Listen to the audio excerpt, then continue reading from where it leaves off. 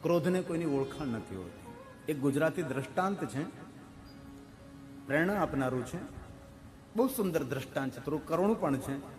આશા રાખું છું તમને ગમશે. એક નોકરી કરતો માણસ, મધ્યમ વર્ગનો,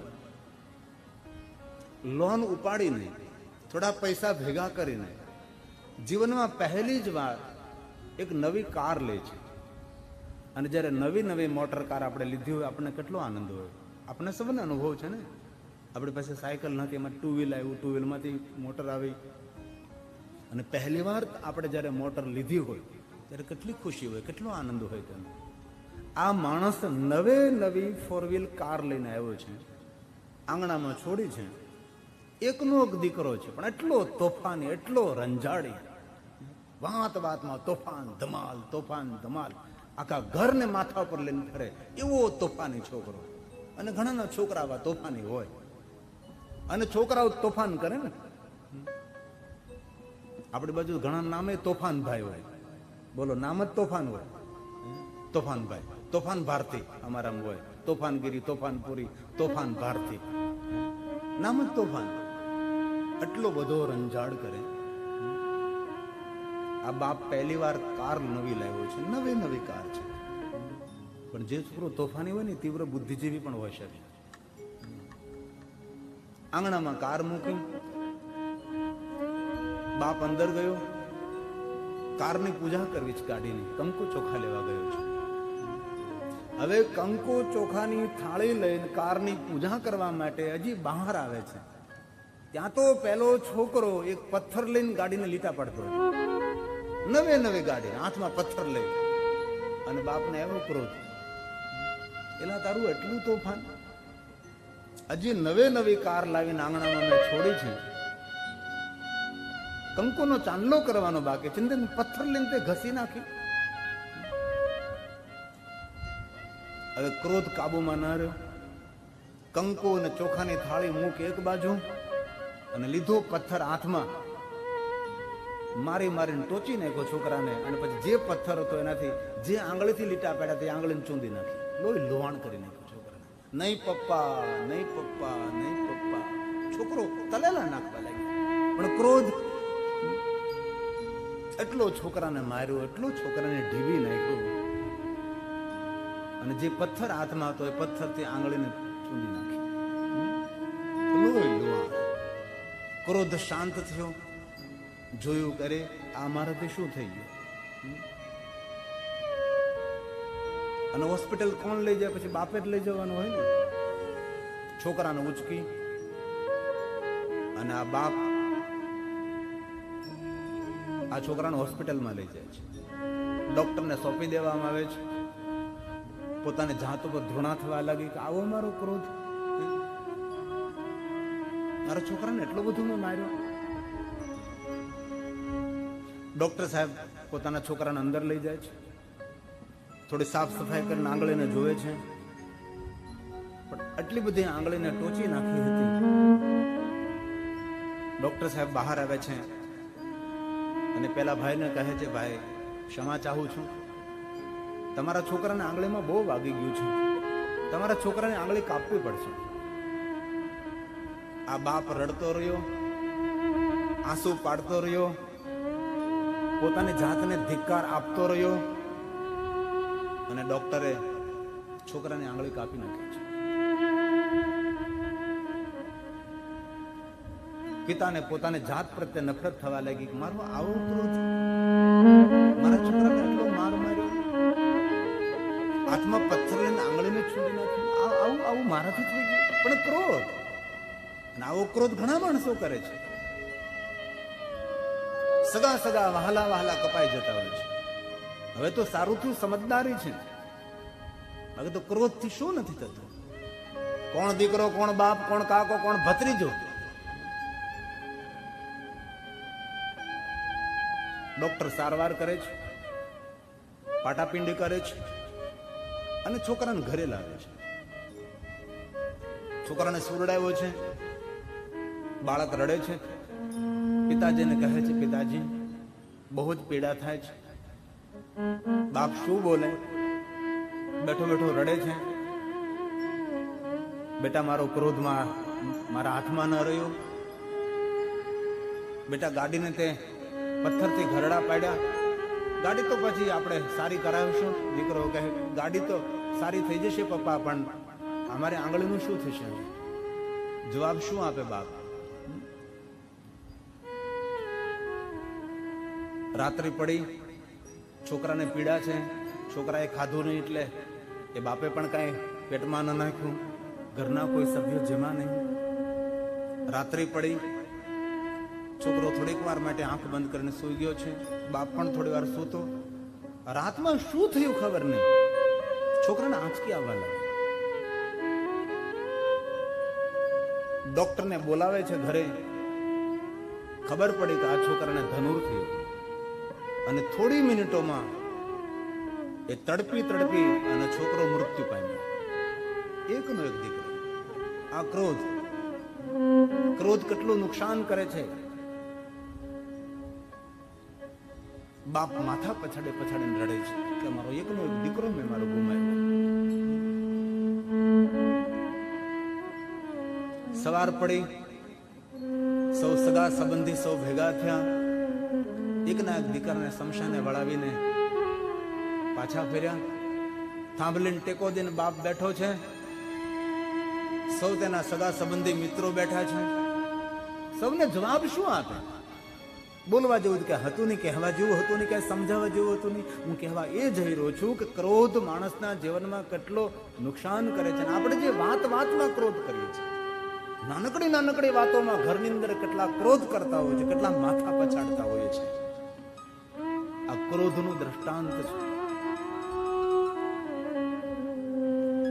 પછી આવેલા બધા જ કેટલી વાર બેસે, પછી હવે હાથ જોડીને ધીમે ધીમે સૌ જવા લાગ્યા છે. હવે બાપ એકલો પડ્યો છે, ઓસરીમાં બેઠો છે, થાંભલીને ટેકો દીધો, ગાડી ત્યાં ને ત્યાં પડી છે, કંકો ને ચોખાની થાળી ત્યાં ને ત્યાં પડી છે. બાપની આંખમાંથી આંસુ સુકાતા નથી, કે પોતાની જ ભૂલનું પરિણામ હતું. આ પોતાના જ ક્રોધનું પરિણામ ભયાનક હતું. એકના એક દીકરાને ગુમાવ્યો છે.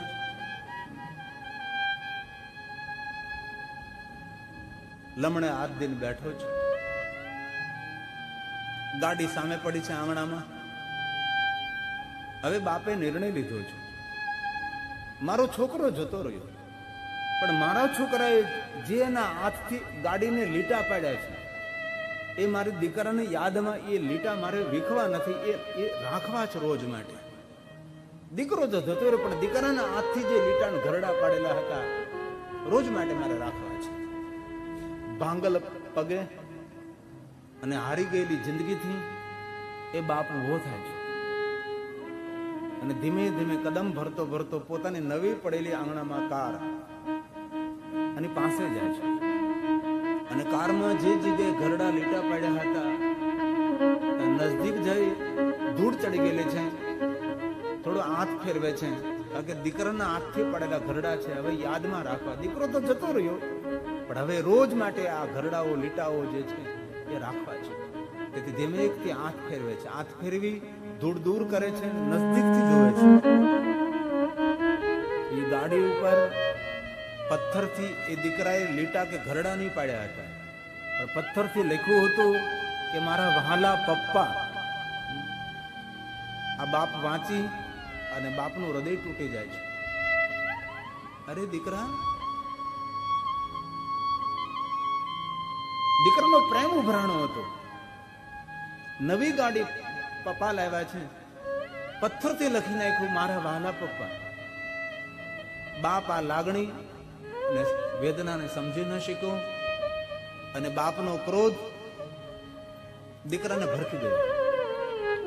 હવે એટલું વાંચીને આ બાપ ધ્રુસકે રડે છે અને ગાડીના બોનટ ઉપર આ બાપ માથા પછાડે છે કે દીકરા, તારી લાગણીને હું સમજી ન શક્યો. મેં તારા તોફાનને જોયું, મેં તારી રંજાડને જોયું અને મારો ક્રોધ મારા કાબુમાં ન રહ્યો. મારા ક્રોધના ખપ્પરમાં દીકરા તું ખપી ગયો. બાપ બે રહેમ બની હવે ગાડી ઉપર માથું પછાડે છે. દિલથી કહું છું, આ બાપ જિંદગી આખી માથા પછાડતો રહેશે ને તો આ ગયેલો દીકરો તેને પાછો ફરી મળવાનો, ગયેલા દીકરાનું તેને મોઢું જોવા નહીં મળે, ગયેલો દીકરો તેને કોઈ જગ્યાએ જોવા નહીં મળે. જિંદગી આખી માથા પછાડતો રહેશે આ બાપ, ગયેલો દીકરો તેને ફરી મળવાનો નથી.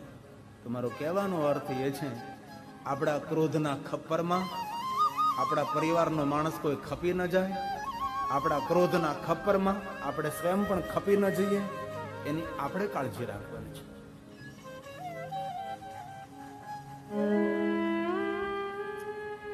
આ કથાનો પહેલો દિવસ છે અને પહેલા દિવસનો આપણો મહામંત્ર રહેશે. બાકી દુનિયા આખી ઓમ નમઃ શિવાય કરી કરીને મરી જાય છે, કાંઈ રહેતું નથી હાથમાં. રામ રામ કરે છે, કૃષ્ણ કૃષ્ણ કરે છે. આવી નાનકડી વાત જીવનમાં મોટી ક્રાંતિ કરતી હોય છે. તેથી સાધુ તરીકે પ્રાર્થના કરું છું, આજથી આપણે ક્રોધને આપણા સંયમમાં રાખશું. આજથી લાખ લૂંટાઈ જાય, દુનિયા લૂંટાઈ જાય, આપણે આજથી ક્રોધ નથી કરવાનું. જોકે તમે સૌ તો ડાયા માણસો છો, તમને તમારે વધારે ન કહેવાનું હોય. આહિર સમાજ તો હીર જેવો સમાજ છે. પણ સાધુ છું, હૃદયની લાગણીનો અનુભવ કરું છું. આજે પહેલા દિવસે આ નિર્ણય લેવાનો, ઉથલ પાથલ થઈ જાય, કાંઈ પણ થઈ જાય, આજેથી હું ક્રોધ નહીં કરું. અને શિવપુરાણમાં ક્રોધ ઉપર બહુ જ મહાદેવે પ્રવચનો આપ્યા છે. ક્રોધ કરવાથી પુણ્યનો ક્ષય થાય, ક્રોધ કરવાથી આપણા જ્ઞાનનો ક્ષય થાય, વિદ્યાનો ક્ષય થાય, યાદ શક્તિ જતી રહે. ક્રોધ નરકનું દ્વાર કહ્યું, ક્રોધ મૃત્યુનો માર્ગ કહ્યું. વૈજ્ઞાનિકોની દ્રષ્ટિએ જોઈએ તો ક્રોધ રોગ પ્રતિકારક શક્તિને ખતમ કરી દે છે. ક્રોધી માણસ જલ્દી ગરડો થઈ જાય, ક્રોધી માણસ જલ્દી કુરૂપ થઈ જાય. ક્રોધ રૂપને હરે છે અને ક્રોધ જેટલું નુકસાન આપણું કરે છે એટલું નુકસાન કોઈ આપણા દુશ્મનો પણ આપણું કરી શકતા નથી. ઘણા માણસો એમ નથી કે શંકર ભગવાન તો ક્રોધ કરે. મહાદેવનું કોઈ ચરિત્ર મારા ધ્યાનમાં નથી આવ્યું ભગવાન શંકરે ક્રોધ કર્યો હોય. લાલજી મહારાજે બહુ સરસ વાત કરી, કરુણાનો અવતાર છે. કર્પૂર ગૌરમ કરુણા અવતાર, કરુણાનો અવતાર છે એ ભગવાન શિવ છે. ઘણા લોકો નથી કહેતા ભગવાન શંકર તામસી છે. વાત ખોટી. તામસ ગુણનો દેવ છે, તામસનો માલિક છે એ શંકર છે. મહાદેવ પ્રત્યે દુનિયામાં આટલી બધી ગલત ફહેમી, મહાદેવ પ્રત્યે આટલા ખોટા વહેમો ઉભા કરવામાં આવ્યા કે તેટલા ખોટા વહેમો અને ખોટી ગલત ફહેમી અન્ય દેવતાઓ પ્રત્યે કરવામાં નથી આવી. હમણાં હું મહાકાલેશ્વર મહાદેવ કથામાં ગયો હતો. 9 દિવસ માટે કથા ત્યાં. તો પ્રાતકાલની આરતી, મધ્યાહની આરતી, સંધ્યાની આરતી, રાત્રે 11, 11:30 શયન આરતી થાય ભગવાન મહાકાલની. તો ત્યારે કોઈને રહેવા ન દે. 7 બ્રાહ્મણો અંદર હોય, કોઈને અંદર પરમિશન મળતી નથી. પણ મેં બહુ જ મહેનત કરી, અધિકારીઓની ઓળખાણ કરી અને મને શયન આરતીમાં ત્યાં રહેવા દીધો. મારે ભગવાન શંકરજીને શયન આરતી જોવી છે કે કઈ રીતે ભગવાનને શયન કરાવે છે, ભગવાનની કઈ રીતે પૂજા અર્ચન કરાવે છે. બહુ મહા મહેનતે મને રાત્રે 11:30, 12 વાગ્યા સુધી મહાકાલેશ્વર મહાદેવ જ્યોતિર્લિંગમાં રહેવાનો અવસર મને પ્રાપ્ત થયો. પણ ત્યાંના બધા જ પૂજારીઓએ મને કહ્યું કે તમને એક સંદેશ આપવાનો છે અને આ સંદેશ તમારે લાખો લોકો સુધી, લાખોની કરોડો લોકો સુધી હું પહોંચાડી શકીશ. કારણ કે મારી સાથે જોડાયેલા લાખો નથી, કરોડો લોકો છે. કારણ કે આસ્થા ટીવી 180 દેશમાં આવે છે. આસ્થા ભજન, આસ્થા ટીવી, આસ્થા ઇન્ટરનેશનલ 180 દેશમાં આ કથા દેખાય છે. આપના મોબાઈલમાં ગિરિબાપુ ઓફિશિયલ યુટ્યુબ ચેનલમાં તો દેખાય જ છે. સદવિદ્યા ટીવી ગુજરાતમાં છે, એમાં દેખાય છે. તો મેં એમને કહ્યું, આપ મને આપો સંદેશ. તારી દરેક પૂજારીઓએ મને આ વાત કરી કે સમાજમાં મોટી ગલતફહેમી ફેલી છે કે મહાકાલેશ્વર મહાદેવને સવારમાં ભસ્મ અભિષેકમાં શમશાનની ભસ્મ આરતી થાય.